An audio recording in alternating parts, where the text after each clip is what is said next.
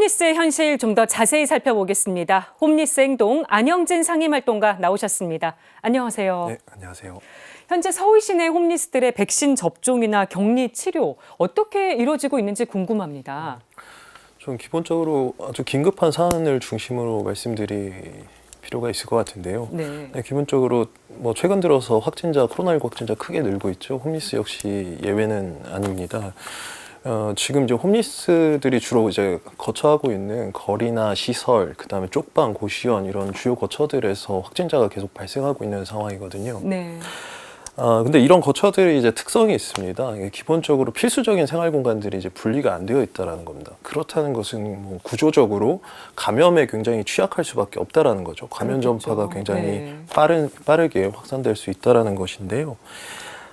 정부도 이제 이런 점 때문에 이렇게 열악한 주거 공간에 있는 경우에, 이런 감염 취약한 공간에 있는 경우에는 재택치료 대상이 아니다라는 지침을 내기도 했었습니다. 그런데 12월 초 들어서면서 이런 열악한 감염에 취약한 주거 공간의 홈리스 확진자가 그대로 방치되는 일들이 계속 발생하고 있는 상황이거든요. 제가 아는 분 같은 경우도 고시원에서 확진 판정을 받았는데 그 네. 이후에 치료기관으로 이송하지 못하고 고시원에서 그대로 머물다가 결국엔 그곳에서 격리해제 통보를 받은 그런 사례까지 있었습니다. 그래서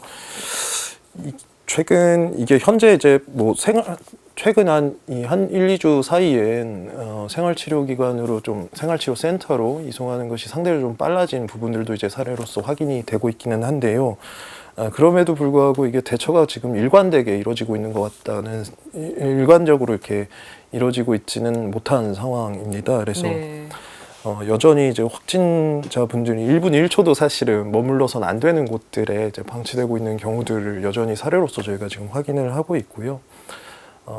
그 외에도 사실은 확진자뿐만이 아니라 밀접 접촉자, 그리고 확진자와 이제 같이 공동으로 이제 그 공간을 공유하면서 사용하고 있는 이런 분들에 대한 대책도 여전히 좀 명확하게 이제 세워지지 않은 상태입니다. 네. 그래서 여전히 이런 문제들이 현재 진행 중인 상황이라는 점을 좀 강조해서 말씀드리고 싶습니다. 네. 서울시가 내년에 노숙인 의료 지원 예산을 올해보다 오히려 줄였다고 합니다. 이 부분은 어떻게 보세요? 예, 실제로 이제 줄었던 것이 그 노숙인 진료비입니다. 그 예산 명목이 노숙인 진료비인데요. 서울시 설명은 이런 겁니다. 이게 이용 실적이 적었기 때문에 요 근거로 이제 예산을 삭감했다라고 하는 건데요. 실제 노숙인 의료 지원을 이용하는 그 빈도나 그 사람들의 수가 줄었다는 것 자체는 사실일 수 있습니다. 근데 네. 진짜 문제는 왜 줄었냐는 것이 중요한 거잖아요.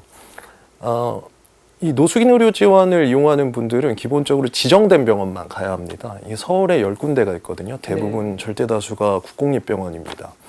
그런데 이 10개 병원 중에 현재 9개가 코로나19 전담병원으로 전환된 상태입니다.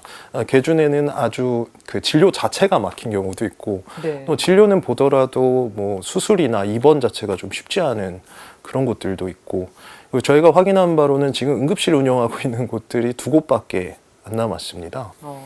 그만큼 이제 의료 접근성이 굉장히 낮을 수밖에 없었다라는 것이죠. 올해 이제 국가인권위원회가 이런 상황들을 이제 조사한 이후에 이제 그 서울시를 대상으로 이제 정책 권고를 하기도 했는데요. 네. 이런 사례를 좀 언급을 했었습니다. 올해 초에 있었던 상황인데요. 거리에서 지내시는 분이 이제 응급한 상황이었습니다. 근데 갈 수 있는 병원이 없어서 결국에는 그 응급 환자임에도 불구하고 갈 수 있는 병원이 없어서 이송되지 못했던 사례까지 이렇게 언급된 게 있습니다. 네. 이런 사실들을 보면 사실은 이게 이제 그 의료 수요가 없었던 것이 아니라 실제 이용할 수 있는 병원이 없었던 것이거든요. 공급의 문제였다는 것이죠. 네. 그래서 날씨도 추운데 코로나까지 재확산되면서 홈리스들에겐 더 힘든 시기가 아닐까 싶은데요. 서울시의 지원 체계가 지금 말씀해 주신 걸로 감안을 해보면 제대로 작동이 좀 원활하게 되지 않고 있는 것 같거든요. 새해에는 조금 나아질 수 있을까요? 어떻게 보고 계십니까? 아니요, 저는 낙관할 수 있는 근거가 지금 하나도 없다고 생각합니다. 일단 현재 서울시 의회에 내년도 그 서울시의 노숙인 등 정책 예산안이 들어간 상태인데요. 변화의 기미를 거의 찾아보기 어렵습니다. 실제로 코로나19 이전에 서울시 노숙인 등 정책과 코로나19 이후에 노숙인 정책들을 이제 서로 비교를 했을 때 보면 사실은 뭔가 차이점을 찾기가 굉장히 어렵습니다. 거의 변함이 없었다라는 것이죠. 변화가 없는 상황이고 재난 상황임에도 불구하고 재난 이전에 어떤 그런 정책 기조와 이런 것들이 유지되고 있다라는 얘기입니다. 네.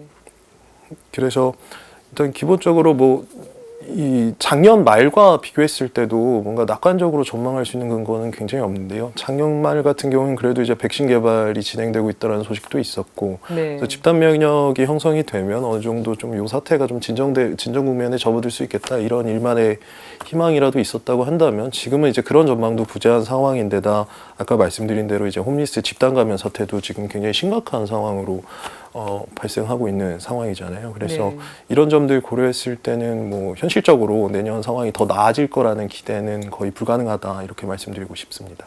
되게 안타까운 상황인데요. 올해도 서울역 광장 계단에 세상을 떠난 홈리스 395명의 명패가 놓였다고 들었습니다. 이분들의 죽음이 말하는 건 뭐라고 보십니까? 이분들은 결국 집단, 뭐 소위 얘기해서 집다운 집이 아닌 곳에서 집다운 집이 아닌 곳에서 삶을 이제 마감한 분들이죠. 이게 무슨 의미인가를 좀 생각을 해보면요. 제가 며칠 전에 이제 쪽방 지역 활동가에게 이제 이런 얘기를 들었습니다. 이제 해당 그 지역 쪽방 건물에서 주민 한 분이 이제 돌아가셨다고 해요. 그런데 이분이 돌아가신 다음에 이제 보통 이제 들것에 이렇게 실려서 나오지 않습니까? 근데 네. 이제 해당 건물의 복도가 굉장히 비좁고 계단도 굉장히 좁아서 들것이 아니라 사람 2명이 이렇게 손으로 이렇게 옮겼다고 해요. 그러면서 신체 일부분이 이제 땅에 끌리기도 했고, 저는 이런 거라고 생각합니다. 그러니까 삶의 제일 마지막 순간마저도 인간의 존엄을 굉장히 인간의 존엄을 지켜내기가 굉장히 버거운 그런 상황이라고 말씀드리고 싶고요. 그렇기 네. 때문에 저는 이 분들, 이 395명의 고인들에게 전적으로 좀 빚지고 있다고도 생각합니다. 어떤 점에서 그렇다면 이분들이 단순히 희생자로 머물고 끝나는 것이 아니라 이제 왜 집다운 집에서 살고 죽는 것이 이게 우리 모두의 권리여야 하는지를 이분들이 죽음을 통해서 사실은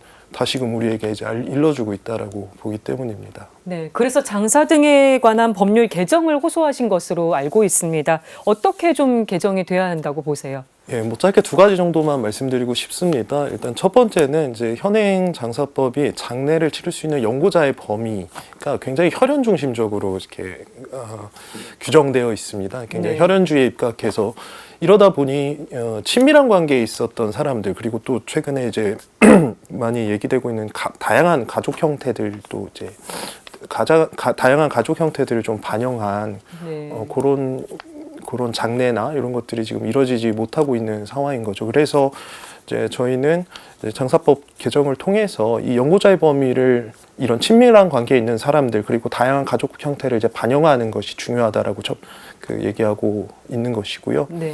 두 번째로는 이제 무연고 사망자의 장례 절차에 관한 것입니다. 이게 현재 장사법 자체가 굉장히 무연고 사망자를 굉장히 그 보건위생적인 관점에서 접근을 하고 있습니다. 그래서 실제 이제 법조항을 보면 무연고 시신 등에 대한 처리로 이렇게 규정을 하고 있는데요. 저희는 이제 시신 처리가 아니라 그 장사 절차로서 규정돼야 한다라고 얘기를 하고 싶습니다. 그러니까 네. 보건위생적인 관점이 아니라 추모와 애도의 권리를 추모와 애도의 권리라는 그 인권의 원칙에 입각해서 현행법이 그렇게 바뀌어야 된다라고 저희는 주장하고 싶은 겁니다. 그러시군요. 홈리스 추모제가 열린 게 어느덧 20년이 넘었습니다. 오늘이 추모 기간 마지막 날인데 홈리스를 기억하고 추모해야 되는 이유 끝으로 짧게 한 말씀 부탁드리겠습니다. 예, 뭐 집다운 집에서 사는 거, 그리고 밥다운 밥 먹는 거, 아플 때 제때 이제 병원 가서 치료받는 거, 이거 사실 사람이라면 누구나 다 이제 가지고 있는 보편적인 권리이죠. 이거 모르는 사람 아무도 없을 겁니다. 그런데 어떤 분들은 가난 때문에 이런 권리들 제대로 보장받지 못하고 있죠. 이 얘기는 결국 우리 모두의 권리가 지금 침해받고 훼손당하고 있다는 것을 보여주는 것이라고 생각합니다.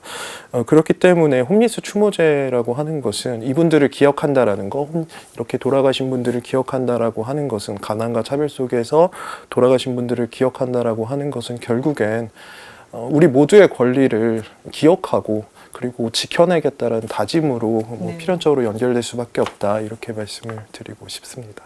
알겠습니다. 지금까지 홈리스 행동 안영재인 상임활동가와 이야기 나눠봤습니다. 오늘 말씀 고맙습니다.